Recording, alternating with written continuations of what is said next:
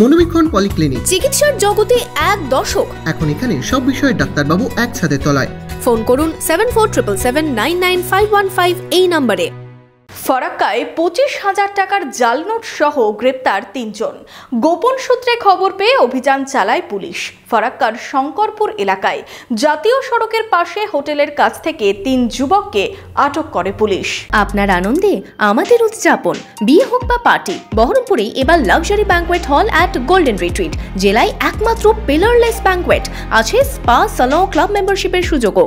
বহরমপুর শিল্প তালুকে golden retreat. ফরাক্কায় জাল note সহ গ্রেপ্তার 3 যুবক। ধৃতদের মধ্যে একজন মালদা ও 2 জন ফরাক্কার বাসিন্দা। উদ্ধার হয়েছে 25,000 টাকার জাল নোট। পুলিশ সূত্রে জানা গেছে, গোপন সূত্রে খবর পেয়ে রবিবার রাতে ফরাক্কার শঙ্করপুর এলাকায় জাতীয় সড়কের পাশে হোটেলের কাছ থেকে 3 যুবককে সন্দেহজনকভাবে আটক করা হয়। তাদের কাছে তল্লাশি চালিয়ে উদ্ধার হয় 25,000 টাকার জাল নোট। পুলিশ জানিয়েছে, ধৃত আজফারুক হক ও ওয়াসিকুল হক ফরাক্কার বাসিন্দা এবং সানাউল শেখ মালদার বাসিন্দা। এই জাল নোট কোথা থেকে কোথায় নিয়ে যাওয়া হচ্ছিল তা জানতে ধৃতদের সোমবার জঙ্গিপুর কোর্টে পাঠায় পুলিশ।